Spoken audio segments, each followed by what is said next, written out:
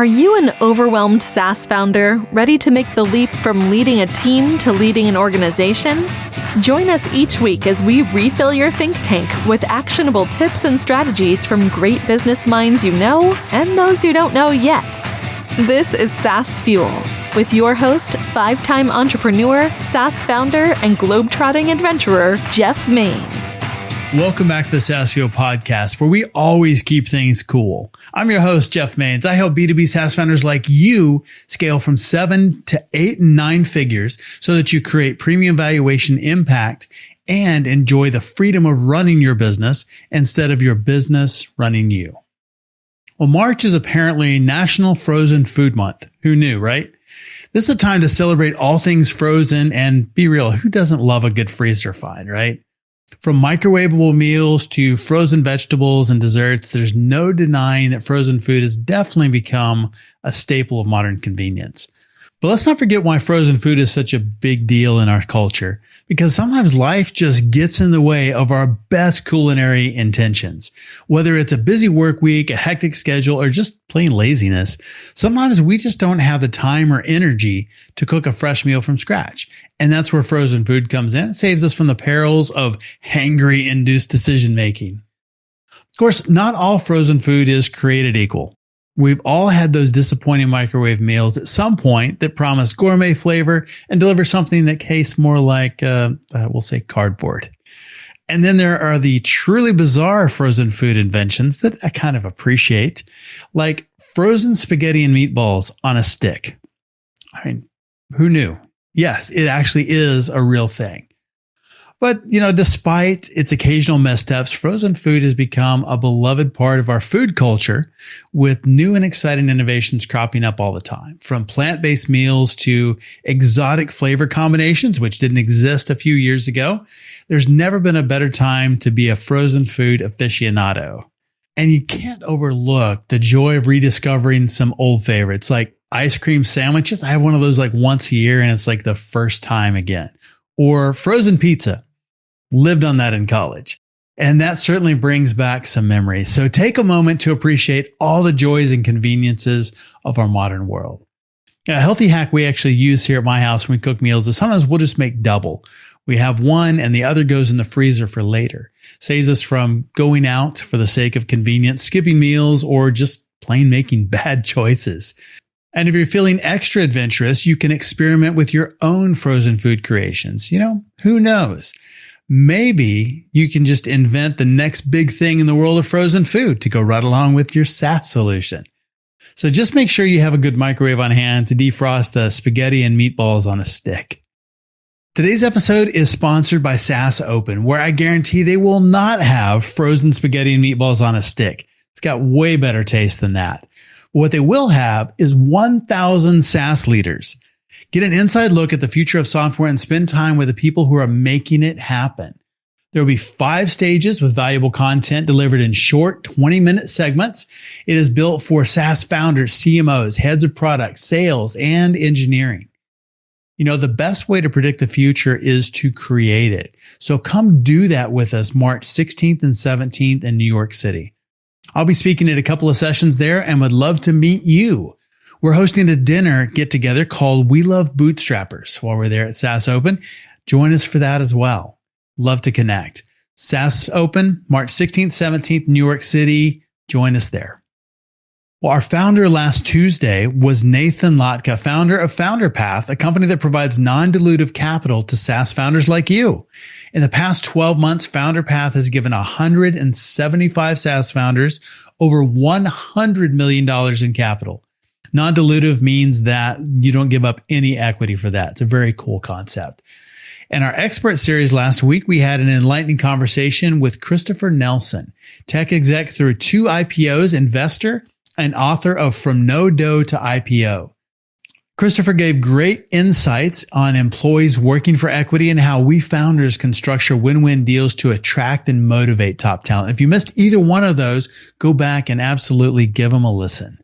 My guest this week is Sarah Noel Block. Sometimes marketing can sound like a foreign language, but Sarah is fluent and helps SaaS marketers turn babble into conversions. She is a marketing superstar, copywriter, and creator.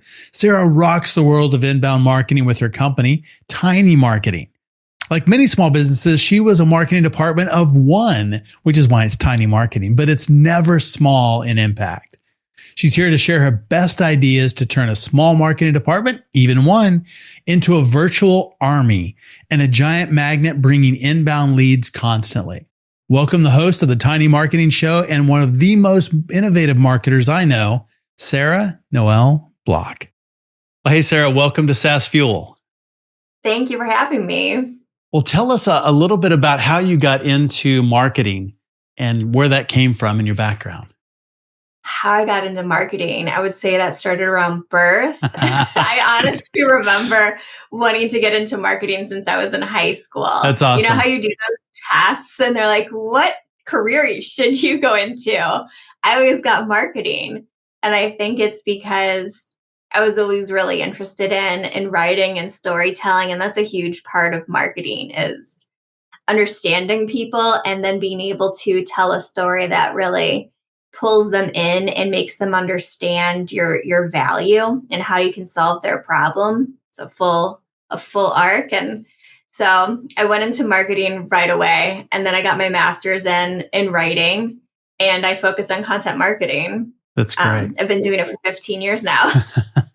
So how important is having a really compelling founder story? I think that it's less important than people emphasize your founder story so much. And there is an aspect to it that matters because it explains your why and why it is that you serve the people that you do. And I think that's important. But the thing that a lot of people miss in their founder story is keeping it really customer centered. And you want it to be less about you and I's story and more a you and how you inspired me to go into what I did in my business. The customer, everybody wants to see themselves as the hero of the story.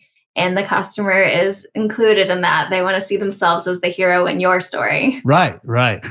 No, I think that makes a lot of sense. And even when we write like the About You section or About Us section of our website. It's really about you. Yes, it is. It's about you. Or it should be.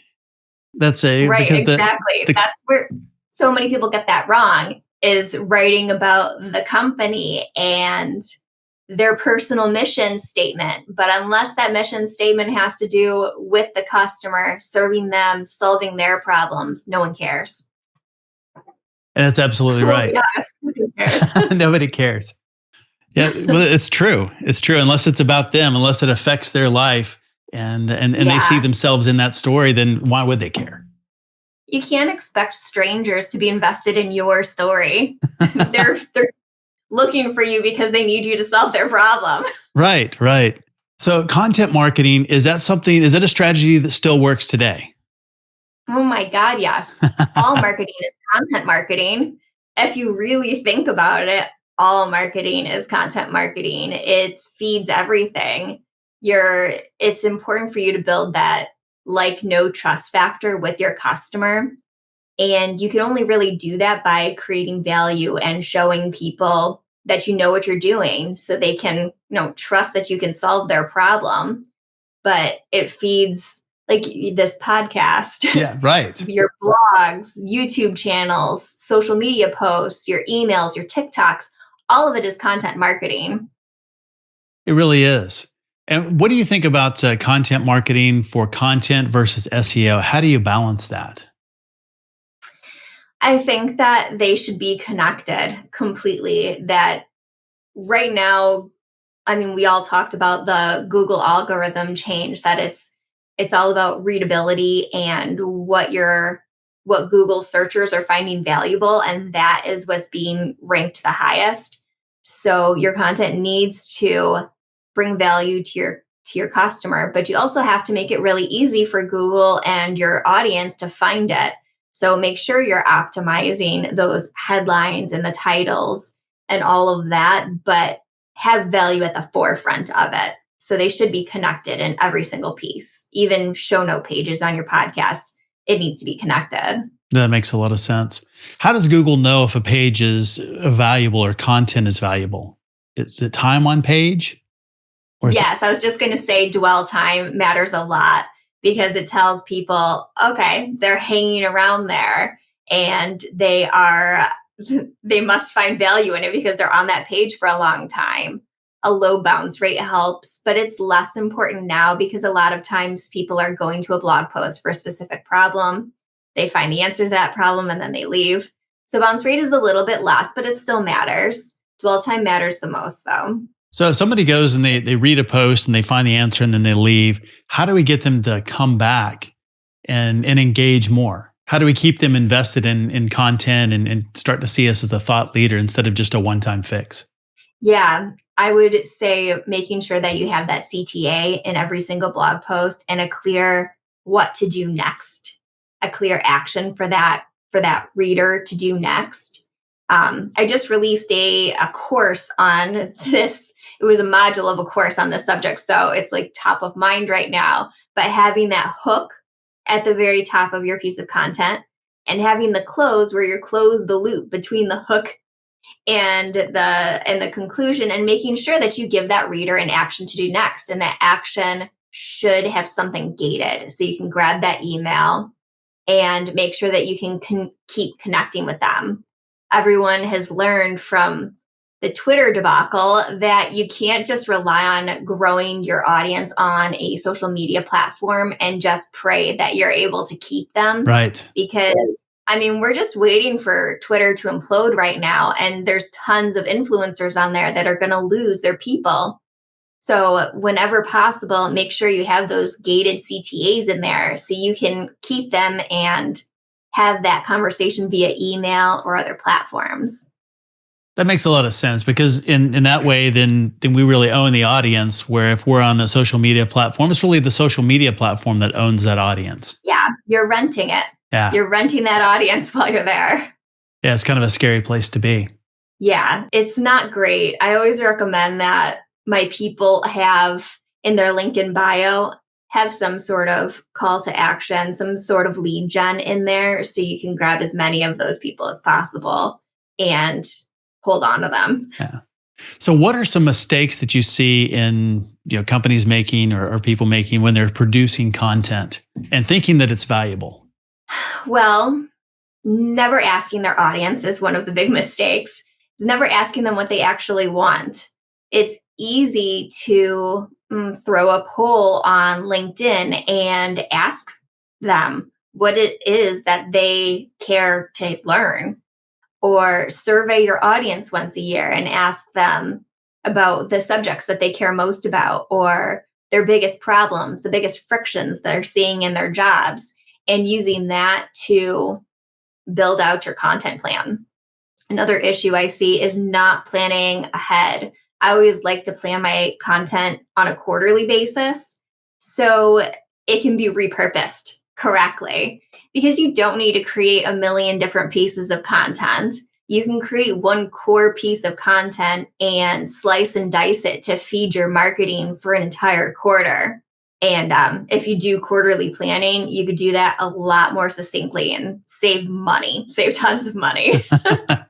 Well, so far, I think you've mentioned the P word 4 or 5 times, like content planning, that big P word plan. So apparently we should have a plan. Is that correct? I didn't realize I was talking so much about planning. Well, I think that's a really important thing because most people just, especially in the early things that they hear, I'm supposed to post online, so I'm just going to go stick a bunch of stuff out there and try and come up with new ideas. But there really is some method to the madness. So tell me about creating a content plan, why it's important, and what should be in there. Yeah, so it will make your life so much easier. What I'll do with my clients is we sit down for maybe 30 minutes and talk about the big business goals they're planning, if they have any campaigns going on, and then we start spitballing, workshopping some content ideas. But all of them are connected to the business goals. And by the end of this conversation, we'll have the core pieces of content that we want to create that will feed those business goals. And while I am putting together the creative briefs, I'll put together the repurposing plan at the same time. So I was actually filming a solo podcast episode earlier today talking about this plan. So it was not planned that we were going to talk about this. But basically, I broke down how you could take 1 hour-long conversation. Let's say it's a video interview with a subject matter expert or an influencer, and turn it into a minimum of 64 new content pieces that are on every platform. So you're on every platform. It's not net new content, but it's zero-click content, which would live natively on those platforms and does so much better for the algorithm because no social media platform wants you to leave. So you don't need to spend a ton of time creating content. If you're planning it correctly, you could do it really easily, even with a tiny team. And that's really, really refreshing because I think it's a very daunting thing to look at. There's so many platforms. I got to create all this stuff. And that is an episode we'll definitely link in the show notes. And so everybody listening to this, we'll definitely link over to that so you can go and actually hear how to create 64 pieces out of an interview just like this. So we could take this and we could turn it into 64 pieces of content.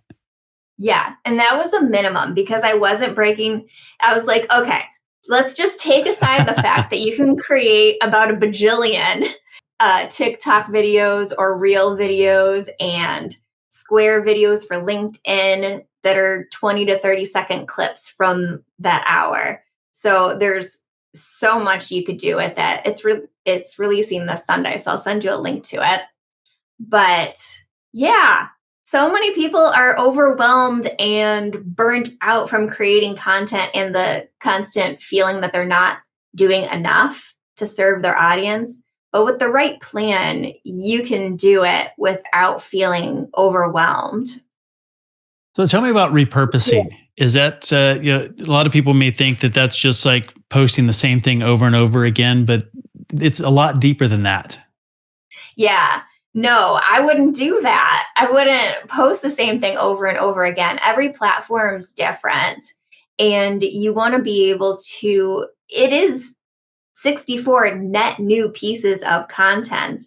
You're just taking them, reformatting them for different platforms, and finding the right way to tell those stories. Like within that interview, that 60-minute interview you're having with a subject matter expert, they're probably saying some brilliant stuff. You can just grab an audiogram from that, and that's its own piece of content. You can take quotes from it and create like a long form pillar blog post using them as a subject matter expert. And not only are you getting all of that new content from it that really isn't at all the same from each other, but it's all from that core piece of content you're creating. You also get that extra juice because the subject matter influencer, whoever you choose to interview, they're going to be linking to it. They're going to be sharing the content that you've created with them because it spotlights them. It makes them look like an expert. So you can go even further with your repurposing plan if you're choosing to interview someone that might be an account you're trying to go after, that you're trying to sell to, or they meet the customer avatar profile of someone that you typically sell to. Because now every time they share it, it's getting in front of more people that are within your customer avatar. And you might not realize how much that impacts you, but there's so many lurkers out there who are seeing you and your content, and then they reach out to you later and you have no idea how they were influenced to see that. And it was probably something like that. They're probably a silent observer. That seems to happen a lot. So even posting on social or LinkedIn or the podcast, it's out there, and sometimes you post and it's just crickets. But then over time, somebody says, "Oh, I saw that post." They're like, "Well, you should have said something." Yeah. Like it, comment, something. Somebody let me know you're out there, I know. I had a discovery call last week with someone. It was the same exact thing where they saw like someone they follow liked one of my posts. And so it got into their feed and they started following me. They've never communicated with me at all until they wanted a sales call. But They're just a silent observer. And just because no one's engaging with your content doesn't mean that they're not seeing it and they're not reacting to it internally. People just they don't always feel comfortable commenting. So is engagement a metric that we should pay attention to, or is it just a vanity metric that doesn't really matter? Engagement is, I would pay attention to it, but it's not an end all be all. Like, it's nice, but most of the people who engage on my content are peers more than people that end up being customers. So I would say, yes, pay attention to it because it means that your content will get further, because every time someone comments or likes, it ends up in their feed and then more people are seeing it. So it helps in that capacity, but it doesn't directly relate to sales. So how do we get people more engaged? How do we get those lurkers to comment, to like, to engage? The easier you make your social media posts to comment on, the better. So ask questions in there, give them a direction on how they should engage with you. A lot of times I'll read a post and I'm like, that's pretty freaking smart. But they don't give me a trigger on how to engage. And then I'm like, but I don't really know what to say except that's smart. So I just don't. If you give them a question to respond to, you not only get more engagement, but you also give them an opportunity to spotlight their smarts. And it gives them more exposure too. So anytime that you can give someone an opportunity to look smart and be seen on your platform, it's a win-win. I think that makes a lot of sense. And people are commenting not for your reasons, but for their own reasons. And so I think that's, you give them the opportunity to look smart. We were just talking about your story. Your founder story needs to be about the customer, make them the hero. And the same thing goes for social media. It's storytelling, but they need to be the hero and give them an opportunity to amplify their reach. So are there other ways that we can add those triggers besides questions? I mean, are there other ways that we can engage? On social media? Yes. Yeah, polls are an easy way. Even though people don't really comment too much on them, polls are really popular. Let's see. You could tag people that are really brilliant in the thing that you're talking about. Like, if you want to learn more about this topic, this person is brilliant and like their expertise, and they are definitely going to respond to that because everyone likes being spotlighted. So that's another way that you could trigger engagement and get in front of a larger audience. That's really smart. And when you do tag them, that shows up in front of their audience, or when they comment, it does? When they comment, it does. Okay. So one of the things that you mentioned earlier was pillar content. How do we determine what our pillars are? What is pillar content, and how do we determine what those pillars are? Yeah, so pillar content, I like to think of it like a Venn diagram. If half of one circle is your customer's problems, and the other circle is the problems you solve, what meets in the middle, those should be your pillars. And I like to choose 4. That's a good default, is 4 pillars. From there, look up the keywords related to those. We'll bring this back to the SEO topic we were having earlier.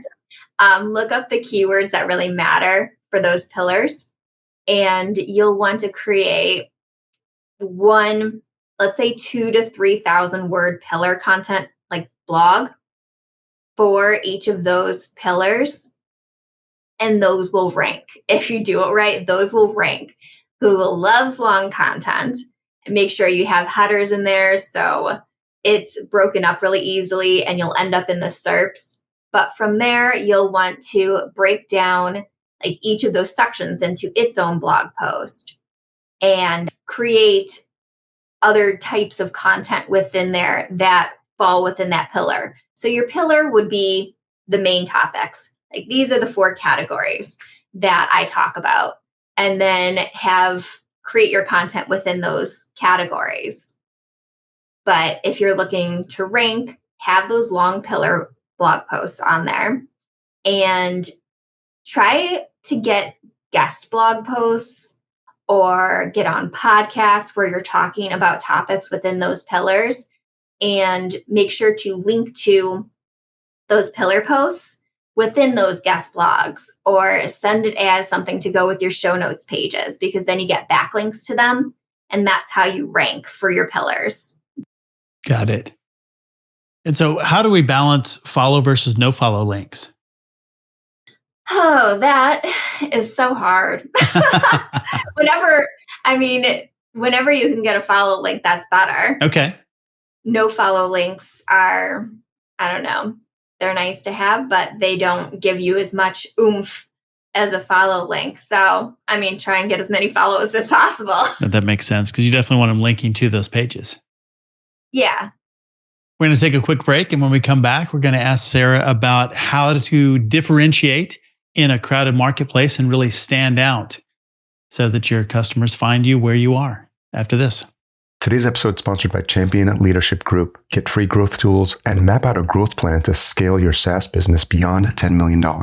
Travel with fellow SaaS entrepreneurs on your growth journey using a proven methodology that is mentor-guided, results-focused, and peer-supported. Celebrate wins and quickly rebound from setbacks to achieve profitable growth, impact, and freedom. Unleash your SaaS growth at championleadership.com.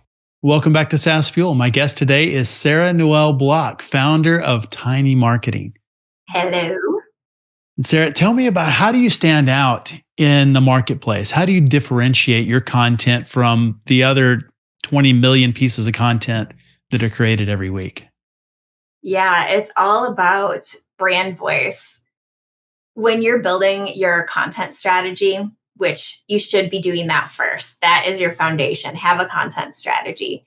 And when you're doing that, you need to define your brand voice. And it would be basically the personality of your brand, because likely there are a million people doing exactly what you do. Right.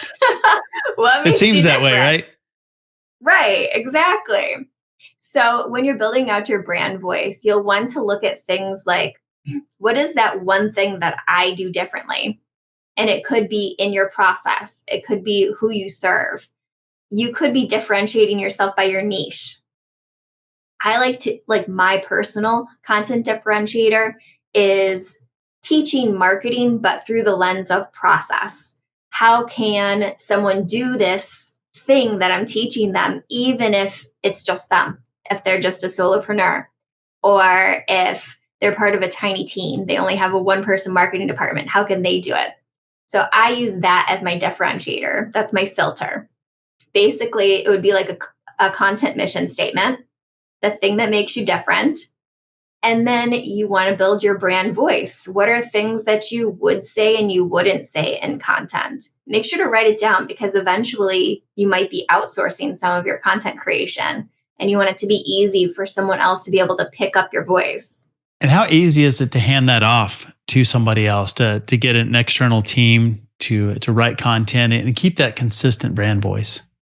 I find it's pretty easy. It takes as long as you have it defined. If you have that defined content strategy, you can hand it off to a good writer and they'll be able to pick it up pretty quickly. It won't be perfect the first time. It won't. So don't expect perfection. It will probably take 2 to 3 pieces to really nail someone's voice perfectly. But, as long as you're giving them direction on what they're missing and how to fix it, and they do it, you don't just do it for them. If they do it, then they'll pick up your voice. And that really doesn't take long as it's defined and you give them feedback. Yeah, that's really helpful. And I like that, Tiny Marketing. Yeah, I love the name. And that's really kind of, your target market is the solopreneurs or the marketing departments of one. Is it? Yeah, and that's the lens, because, I was a one-person marketing department for a long time. And I realized then that no one cared about me.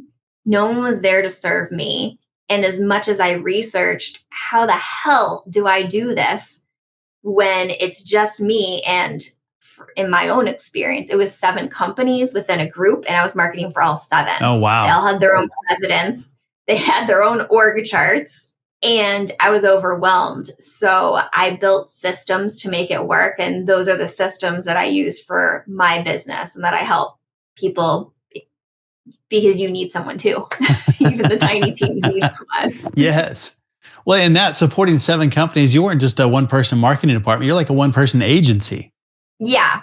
Yeah. So it made it a lot easier when I did build an agency because I had that foundation and that experience doing that to be able to make it work. So as a one-person marketing department, what are things that are really important that somebody should know and absolutely make sure that they do versus maybe some other things that aren't as important? Yeah, do what will go further. You need to always show up for your audience and you need to be consistent. That's why, I created that core method for content marketing then when I was a one-person marketing department. So I would create one core piece of content for each of those companies and repurpose it. And I was able to bring in freelancers and people to help me to slice and dice it to be able to show up everywhere. And because I had that content strategy defined and written out, they were able to just take it and run with it and make it easier for me. So having that so you can show up consistently for everyone is important. That's like the foundation.